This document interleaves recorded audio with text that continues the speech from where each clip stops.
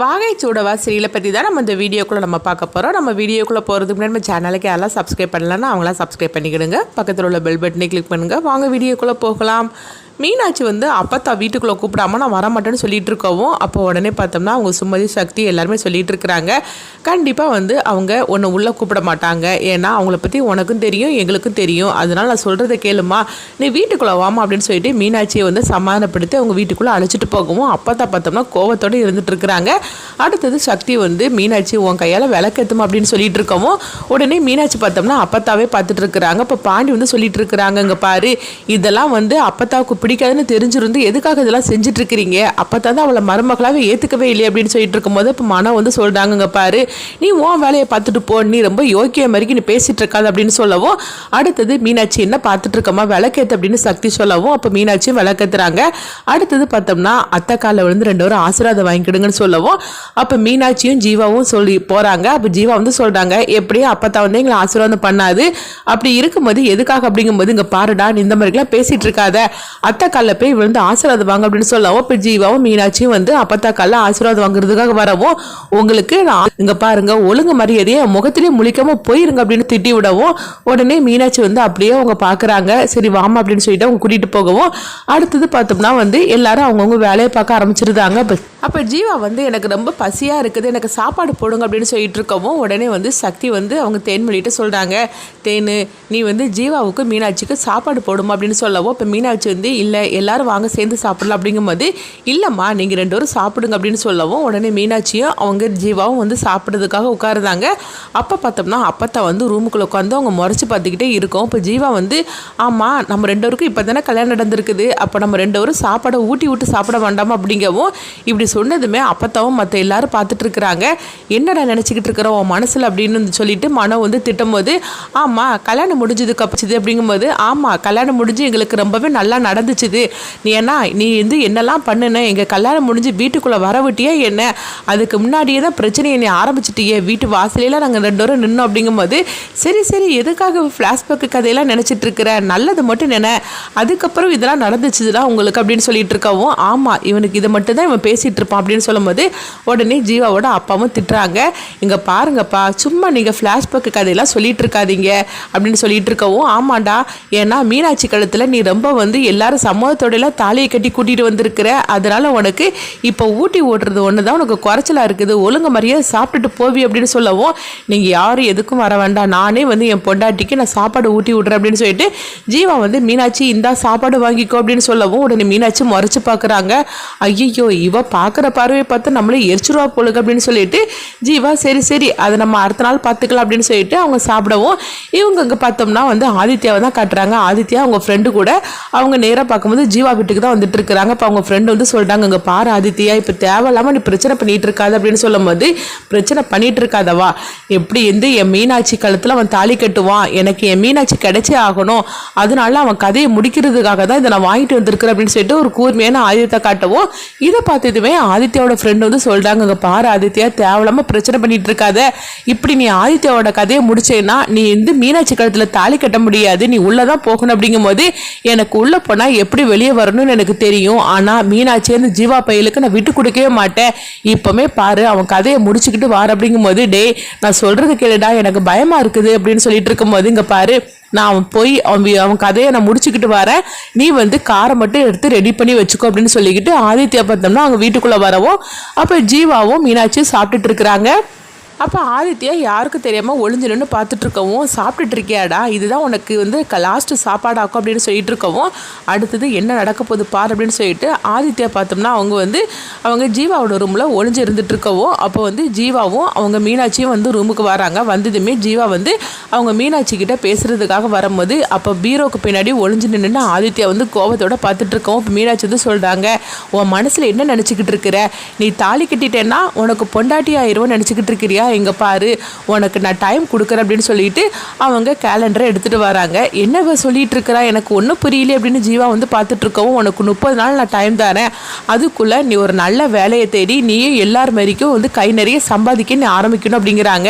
அது மட்டும் இல்லாமல் நீ கட்டின தாலியை ஏந்திரமா நான் கழுத்தில் சுமந்துக்கிட்டு இருக்கிறேன், எல்லாத்துக்கும் காரணம் எங்கள் அம்மா தான், எங்கள் அம்மாவுக்காக தான் இந்த தாலியை நான் கழுத்தில் போட்டிருக்கேனே தவிர இல்லைன்னு வச்சுக்கேன் நீ கெட்டின அடுத்த நிமிஷமே இதை கழட்டி உன் முகத்தை தூக்கி வீசிக்கிட்டு நான் போயிட்டே இருந்திருப்பேன், இல்லைன்னா உன்னை பற்றி நான் கம்ப்ளைண்ட் கொடுத்துருப்பேன். ஆனால் இது எதுவுமே நடக்காமல் இருக்கிறதுக்கு எங்கள் அம்மா தான் காரணம். ஆனால் இப்போ உனக்கு நான் 30 நாள் டைம் தரேன், அதுக்குள்ளேயும் நீயும் எல்லார் மாதிரிக்கு வந்து ஒரு நல்ல மனுஷனா நீ மாறலன்னு வச்சுக்கேன் 31வது நாள் என் கழுத்தில் உள்ள தாலியை கழட்டி நான் கோயில் உண்டியில் போய் போட்டுட்டு நான் போய்கிட்டே இருப்பேன் அப்படின்னு சொல்லவும், இப்படி சொன்னதுமே ஆதித்யா வந்து பார்த்துட்டு இருக்கிறாங்க. என்னது மீனாட்சி இந்த மாதிரிக்கு சொல்லிட்டு இருக்கிறா, அப்போ ஆக மொத்தத்தில் வந்து இவனை கணவராக அவ ஏற்றுக்கவே இல்லை. 30 நாள் வந்து மீனாட்சி டைம் கொடுத்துருக்குறா, இவன் ஒரு நல்ல வேலையை தேடிட்டு இவன் வந்து எல்லாரும் மாதிரிக்கும் ஆகணும்னு. இது பொறுமை, இவன் எப்படி வேலை தேடிட்டு போயிடுவான்னு நானும் பார்க்குறேன். அப்போ ஆக மொத்தத்தில் 30 நாளுக்குள்ளே இவன் வேலைக்கு போகலைன்னா மீனாட்சி வந்து அவள் கழுத்தில் கிடக்கிற தாலியை அவளே கழட்டிடுவேன்னு சொல்லியிருக்கா. சரி இதுக்கு முன்னாடி நமக்கு இருக்க வேண்டாம்னு சொல்லிட்டு ஆதித்யா பார்த்தோம்னா யாருக்கும் தெரியாமல் அங்கேருந்து கிளம்பி போகிறாங்க. அப்போ அவங்க ஃப்ரெண்டு வந்து கேட்டுட்டு இருக்கிறாங்க, என்னடா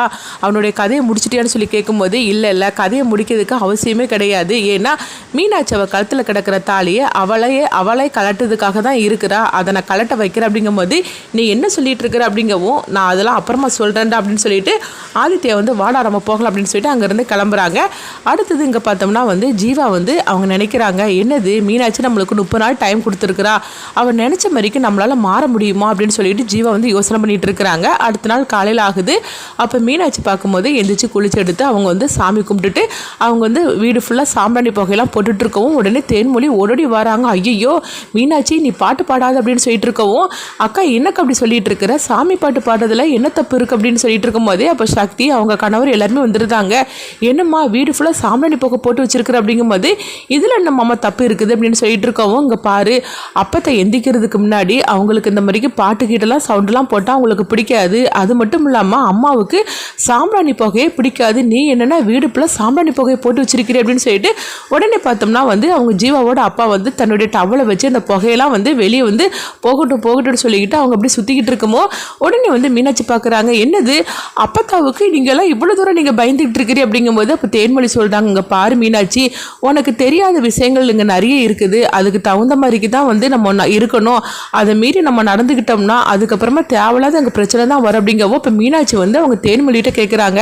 அக்கா நீ உண்மையை சொல்லு, நீ வந்து உண்மையிலேயே சந்தோஷமாக இந்த வீட்டில் இருக்கிறியா அப்படின்னு சொல்லி கேட்டுட்டு இருக்கவும் உடனே தேன்மொழி வந்து மீனாட்சியை பார்க்குறாங்க. மீனாட்சி நான் சந்தோஷமாக இருக்கிறேன்னா இல்லையான்னு எனக்கு தெரியாதுமா, ஆனால் அம்மா சந்தோஷமாக இருக்கணும், அதுக்காக தான் நான் அந்த வீட்டில் வந்து நான் இருக்கிறேன் அப்படின்னு சொல்லவே இது கேட்டதுமே தேன்மொழி அதிர்ச்சி அடைகிறாங்க. அப்போ ஆக மொத்தத்தில் அக்கா சந்தோஷமாகவே இல்லை அப்படின்னு சொல்லிட்டு அவங்க நினைக்கவும், அப்போது மாமா உன்னை சந்தோஷமாகவே வச்சுக்கலையே அப்படிங்கும்போது, ஐயோ அவரை பற்றி நீ தப்பாக பேசாத, அவர் ரொம்பவே நல்லவர், ஆனால் நாங்கள் எல்லாருமே வந்து ஒரு கட்டுப்பாடால் தான் இருந்துக்கிட்டு இருக்கணும் அப்படிங்கவும் உடனே மீனாட்சி வந்து நினைக்கிறாங்க, கட்டுப்பாடா இது எல்லாத்தையும் நான் உடைக்கிறேன் அப்படின்னு சொல்லிட்டு மீனாட்சி நினைக்கும். அடுத்து பார்த்தோம்னா வந்து அப்பத்தாவுக்கு அவங்க காஃபி எடுத்து கொண்டுட்டு போகிறாங்க. அப்போ உடனே பார்த்தோம்னா அப்பத்தாவும் அவங்க தேவியும் உட்காந்துருக்கவும் உடனே வந்து அவங்க மீனாட்சி வந்து இந்தாங்க அப்பத்தா அவங்களுக்கு காஃபி அப்படிங்கும்போது உடனே அப்பத்தா வந்து மீனாட்சி அப்படியே முறைச்சி பார்த்துட்டு இருக்கிறாங்க. எனக்கு வந்து காஃபி கேட்டேன்னா அதுவும் உன் கையால் ஒழுங்கு மரியாதை இங்கிருந்து எடுத்துகிட்டு போடி அப்படின்னு சொல்லும் போது இப்போ மீனாட்சி வந்து அப்பத்தா அப்படி என் மேலே கோவப்பட்டு இருக்கிறீங்க அப்படின்னு சொல்லிட்டு காஃபியை நீட்டுதாங்க. உடனே பார்த்தோம்னா அந்த காஃபியை அவங்க தூக்கி அப்படியே வீசிட்டு அடிக்கிறாங்க. இதை பார்த்துட்டு இருக்கிற தேவி சந்தோஷப்பட்டு இருக்கவும் இப்போ மீனாட்சி வந்து அப்பத்தா அந்த மாதிரிக்கு காப்பியை தூக்கி வீசினீங்க அப்படின்னு சொல்லிட்டு இருக்கோம், உங்களுக்கு வேண்டான்னா நீங்கள் வேண்டான்னு சொல்லி அங்கே வச்சிருக்க வேண்டியது தானே, எதுக்காக இப்படி கொட்டினீங்க அப்படிங்கும்போது நான் அப்படி தாண்டி செய்வேன், காஃபியெல்லாம் கொட்டி கிடக்கு பாரு எல்லாத்தையும் தொட அப்படின்னு சொல்லும் போது, ஆமாம் காஃபியை கொட்டினது யாரு நானா நீங்களா அப்படின்னு சொல்லி கேட்டுட்டு இருக்கோம். இப்போ உடனே அப்பத்தா வந்து மீனாட்சி பார்க்குறாங்க, காஃபியை கொட்டினது நீங்கள் தானே, அப்போ நீங்கள் தான் வந்து அந்த காஃபியை துடைக்கணும் அப்படின்னு சொல்லவும்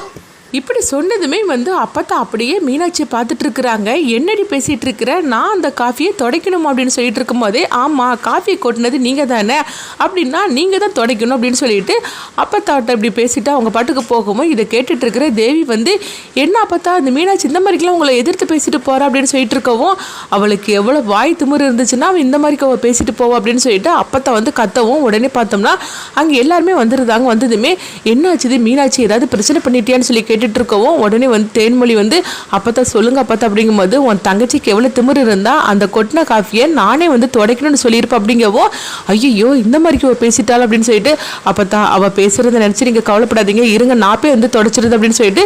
தேன்மொழி வந்து துடைக்கிறதுக்காக துணி எடுத்துகிட்டு வரவும் இப்போ மீனாட்சி வந்து தடுக்கிறாங்க. இங்கே பாரு தேன், இந்த மாதிரிலாம் நீ செஞ்சிட்ருக்காத, அவங்க தானே தப்பு பண்ணினாங்க, அப்போ அதை அவங்க தான் சரி பண்ணணும், நீ எதுக்காக போகிற அப்படிங்கும்போது இங்கே பாரு மீனாட்சி இங்கே இந்த மாதிரிலாம் நீ பேசிகிட்டு இருக்கக்கூடாது அப்படின்னு சொல்லிக்கிட்டு உடனே தேன்மொழி பார்த்தோம்னா அந்த காஃபி இருந்தால் அந்த கொட்டினதை எல்லாத்தையும் தொடச்சிருந்தாங்க. அடுத்தது பார்த்தோம்னா மீனாட்சி வந்து நினைக்கிறாங்க இந்த வீட்டை வந்து ரொம்ப மாற்ற வேண்டியது இல்லை, அப்பத்தா ஒரு ஆளை மாற்றினாலே வீடு மாறிடும் அப்படின்னு சொல்லிட்டு உடனே மீனாட்சி வந்து அப்பத்தாவை பார்க்க வரவும் அப்போ அப்பத்தா வந்து சொல்லிட்டு இருக்கிறாங்க உனக்கு எவ்வளோ தைரியம் இருந்தால் என்னை எதிர்த்து இந்த மாதிரி பேசிட்டு இருப்ப அப்படிங்கவோ உடனே மீனாட்சி வந்து சிரிக்க ஆரம்பிச்சிருந்தாங்க. இங்க பாருங்க இந்த வீட்டை இன்னும் 1 மாசத்துல நான் எப்படி மாத்தி காட்டுறேன் பாருங்க அப்படிங்கவோ